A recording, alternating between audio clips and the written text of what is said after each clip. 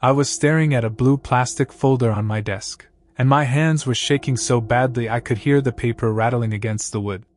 It was 4:15 p.m. on a Thursday, and the air conditioning in our office building had this low rhythmic hum that usually kept me calm. But right then, it felt like it was drilling directly into my skull. My CFO, Marcus, a guy who had been at my wedding, a guy whose kids called me uncle, was sitting across from me, chewing on the plastic cap of a cheap pen. He wouldn't look at me. He just kept looking past my shoulder at the window, watching the rain hit the glass. I remember looking down at the legal document in front of me, reading the same paragraph over and over again, but the words wouldn't stick. The only thing my brain could process was the number at the bottom of the page, 0. Not $0 in profit, or 0 items in inventory, but 0 balance across our entire operational treasury. 11 years of my life, $40 million in verified company valuation, and a team of 65 employees who depended on me to pay their mortgages on Friday morning, all completely erased because of a single devastating signature I had written 3 months ago. How do you look at the people who helped you build everything and tell them their lives have been upended by a lie? How do you accept that the person you trusted more than your own self has been quietly digging your grave for over a year? This is the story of how a multi-million-dollar company vanished into thin air in less than 5 days, and how blind trust can turn everything you love into absolute smoke. To really understand how I ended up trapped in that office, drowning in panic while the clock ticked toward a catastrophic Friday morning, you have to look at what was actually on the line for me. This company wasn't just a business asset or a number on a spreadsheet. It was my entire identity. I had started it in a cramped garage 11 years prior, back when I was surviving on instant noodles and borrowing gas money from my sister just to drive out to meet potential clients. We made custom eco-friendly packaging for mid-sized shipping companies. Nothing incredibly glamorous, nothing high-tech, just honest physical products that businesses needed every single day. I poured every drop of my energy, my savings, and my 20s into that floor space.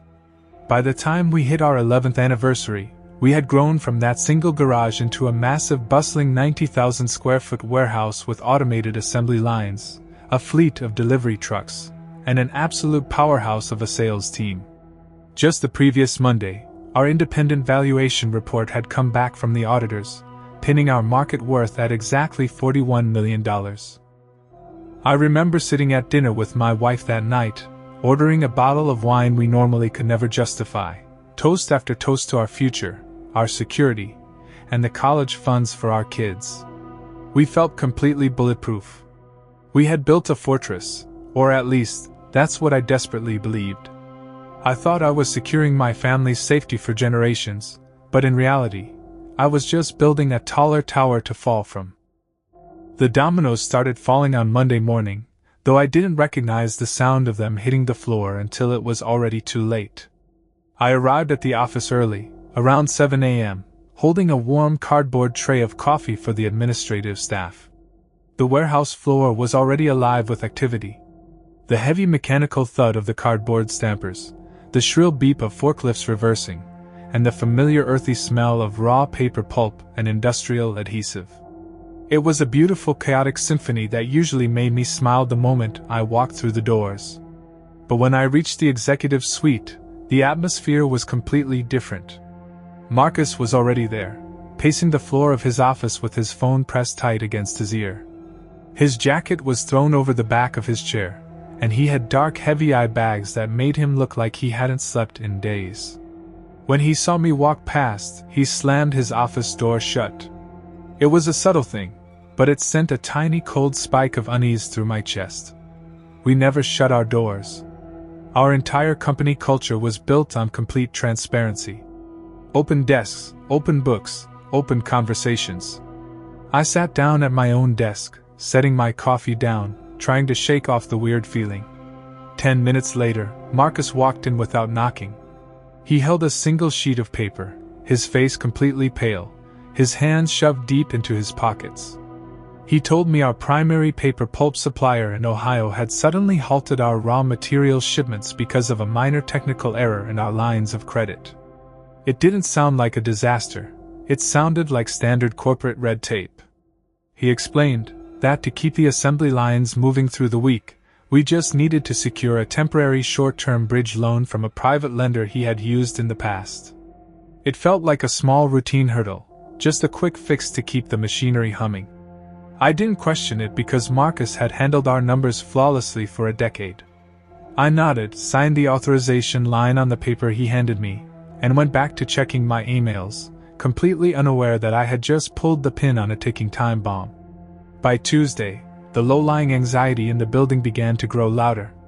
I was walking through the main fulfillment zone around midday, checking in on the team, when I noticed that line 3, our highest volume production line, was completely silent.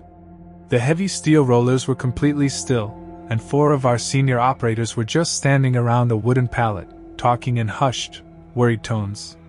When they saw me approaching, their conversation instantly died, and they scattered back to their cleaning stations. It was an incredibly eerie feeling, like walking into a room right after people had been whispering about you. I caught up with Artie, our warehouse foreman, a guy who had been with me since year 3. I asked him why line 3 was down, trying to keep my voice casual and light. Artie wiped his grease-stained hands on a rag, avoided eye contact and muttered that the delivery trucks carrying our weekly core supply hadn't arrived. He said the drivers told him their fuel cards had been declined at the regional depot. I felt a hard and sudden knot tighten in my stomach. Fuel cards being declined didn't make any sense. Our corporate accounts were backed by a massive $3 million rolling credit facility with a major national bank. I hurried back up the stairs to the front office, my leather shoes clicking loudly against the metal steps, the sound echoing through the uncharacteristically quiet warehouse. I marched straight to the accounting desk, intending to figure out which bank clerk had messed up our account access. But when I asked our head bookkeeper, Sarah, to pull up the real-time banking portal, she wouldn't look up from her screen. She typed in her credentials, hit enter, and the screen flashed with a bright red error message, access denied. Confused and annoyed, I told her to use my master administrator login. She did, her fingers tapping rapidly on the keyboard. The screen loaded for a long, painful 5 seconds, and then the exact same red text appeared, access denied. It felt like trying to open the front door of your own house and finding out the locks had been changed while you were out getting the milk. I went straight to Marcus's office, my heart starting to beat a little faster, a strange metallic taste building up in the back of my mouth. He wasn't at his desk. His laptop was open, its screen glowing in the dim light, showing a massive confusing spreadsheet full of red highlighted rows. I called his cell phone, but it went straight to voicemail. I called again. Same thing. I stood there in the middle of his office, surrounded by the familiar sights of our long partnership, photos of our company baseball games, framed news articles about our local growth, a little wooden plaque we bought together when we hit our first $1 million in sales. Everything looked completely normal, but the silence in the room was deafening. I could hear the faint muffled sound of traffic from the highway outside, completely disconnected from the sudden panic rising inside my chest. It felt like being trapped underwater, watching the surface get further and further away while you're completely unable to swim up. I went back to my office and dialed our dedicated relationship manager at the bank. The call rang 4 times before an unfamiliar, incredibly cold voice answered. It wasn't our usual manager. The woman on the line identified herself as a senior officer from the Asset Recovery Division. When I gave her my name and company details, her tone shifted instantly from professional politeness to a strict legal frost. She informed me that our accounts hadn't been locked because of a technical glitch. They had been completely frozen by a federal court order stemming from a third-party lien filed against our corporate assets late Monday afternoon. I sat there, gripping the receiver so hard my knuckles turned white, trying to process words that felt entirely foreign. A lien? From who? For what? She told me she couldn't give me any more details over the phone and advised me to have our legal counsel contact their corporate defense firm immediately. When the line clicked dead, the silence in my office felt heavy, like a physical weight pressing down on my chest. The next morning, the cracks were wide open, and the water was rushing in faster than we could ever hope to bail it out. I hadn't slept a single wink the night before. I had spent the entire night sitting at my kitchen table, drinking stale coffee, going through every single physical file, tax return, and bank statement I kept at home, trying to find some clue, some mistake, anything that could explain why a $40 million business would suddenly be locked out of its own funds. When I pulled into the office parking lot at 6 a.m., the sky was a dull bruised gray. There were already 3 unfamiliar black sedans parked right next to the main entrance. My stomach dropped. I walked inside, and the front lobby, usually a bright welcoming space with a display case of our sustainable packaging designs, felt completely cold and hostile. 2 men in sharp dark tailored suits were standing near the reception desk, taking notes on digital tablets. Sarah, our bookkeeper, was sitting on the lobby couch, sobbing silently into a tissue. When she saw me, she looked up with eyes that were red and swollen. She told me that 2 investigators from the State Financial Oversight Bureau had arrived with a formal subpoena, demanding access to our physical server room and every piece of financial correspondence from the past 18 months. They weren't looking for a minor error. They were conducting a full-scale fraud investigation. I brought the investigators into our main conference room, my legs feeling incredibly weak, like they were made of water. I demanded to see the paperwork, to understand what exactly they thought we had done. The lead investigator, a tall man with a completely expressionless face and a flat, drone-like voice, handed me a stapled packet of documents. As I flipped through the pages, my eyes caught copy after copy of loan applications, equipment leases, and short-term funding agreements, all bearing our company logo, all signed with my exact signature, and all dated over the course of the last 14 months. But I had never seen these documents before in my entire life. They were applications for millions of dollars in high-interest loans, secured against our proprietary manufacturing machinery and our raw material inventory. Marcus hadn't just signed a single bridge loan on Monday morning. He had been systematically running a parallel financial operation under our corporate name for over a year, using forged documents and falsified board resolutions to borrow massive sums of money from predatory, unregulated private lenders. The bridge loan I had signed on Monday wasn't a temporary fix. It was the final desperate piece of a massive house of cards that Marcus had built to cover up his previous thefts. He had used the new loan to try and pay off an older aggressive lender who was threatening to expose him, but the transaction had triggered an automatic fraud alert at our primary bank, causing them to immediately pull the plug on everything to protect their own capital. It felt exactly like waking up in the middle of a house that's completely engulfed in flames, realizing that the person who built the fire is already gone. I stood in that conference room, the bright fluorescent lights buzzing overhead, looking at copies of my own name written by a hand that wasn't mine. I couldn't breathe. The room felt incredibly small, the walls closing in on me from every side. I asked the investigators where Marcus was, my voice cracking, sounding like a completely different person. They just looked at me with a cold, professional pity. They told me they had gone to his home at 5 a.m. to serve a matching warrant, but the house was completely empty. His cars were gone, his family was gone, and his neighbor reported seeing them packing heavy suitcases into an SUV late Monday evening. He had left me behind to take the entire fall for a disaster he had spent a year meticulously engineering. He didn't just steal money from the business, he stole our entire identity, our security, and the future we had spent 11 long years sweating blood to build. By Thursday afternoon, the situation had degenerated into absolute chaos. Word had leaked out across the warehouse floor that the state investigators were in the building and that our banking accounts were frozen. The beautiful rhythmic hum of production machinery was completely gone, replaced by a tense, terrifying, quiet, aggravated, anxious murmur of employees gathering in the hallways. People weren't working. They were standing around in small clusters, whispering, looking over their shoulders at my office window, their faces filled with absolute dread. These were people who had worked with me for years, people who had bought houses, had children, and built their entire lives around the stability of this company. Every few minutes, someone would knock on my door, asking if they were going to get paid on Friday, if their healthcare was still valid, if they still had a job next week. I had to look them in the eyes, swallow the massive lump of terror in my throat, and tell them that we were working through a temporary administrative issue. I was lying to them because I didn't have the courage to tell them the absolute truth, that there was no money left. That brought me right back to that horrific Thursday at 4:15 p.m., staring at the blue plastic folder that one of our corporate attorneys had just dropped onto my desk. Marcus hadn't just left the country. He had structured the final bridge loan with an incredibly predatory default clause.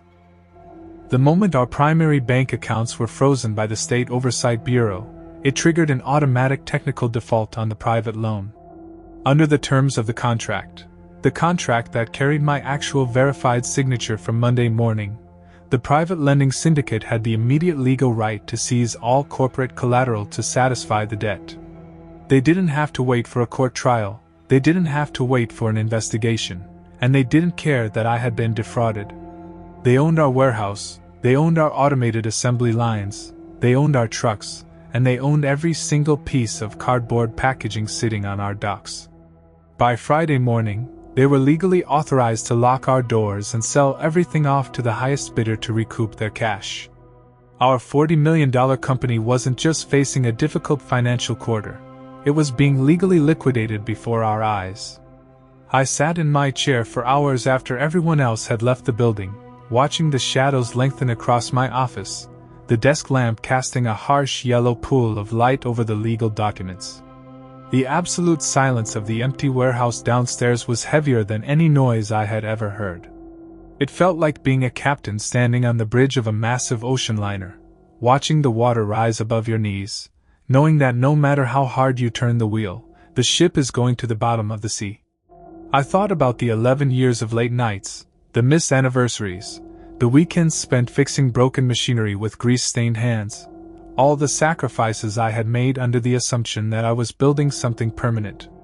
It was all gone, wiped out in 5 short days, not by a market crash, not by a superior competitor, but by the simple quiet stroke of a pen held by a friend I would have taken a bullet for.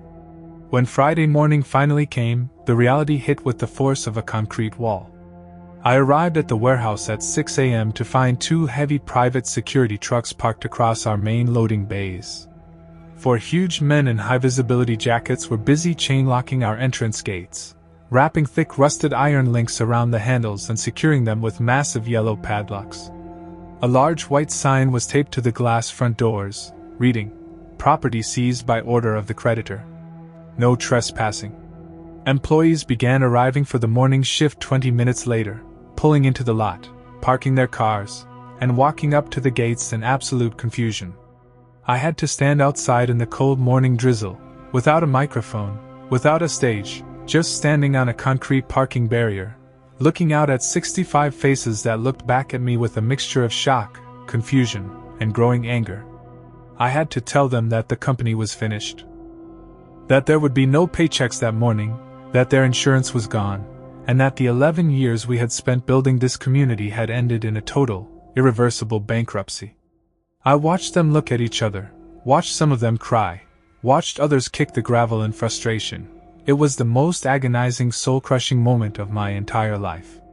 I felt like an absolute failure, an imposter who had led all these innocent people off the edge of a cliff because I had been too blind to look at the books myself.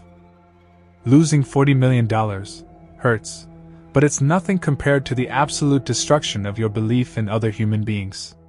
When you build something from nothing, you want to believe that the people who help you carry the bricks share your vision, your values, and your loyalty. But the terrifying truth is that you can never truly know what's going on inside someone else's mind, or how quickly the temptation of easy wealth can completely erode a decade of shared history.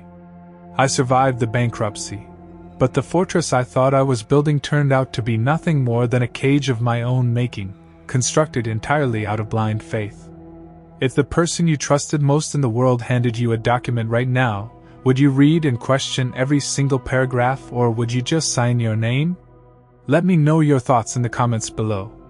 If you found this story interesting, make sure to hit the like button and subscribe for more deep dives into real-life betrayals and unhinged confessions. See you in the next one.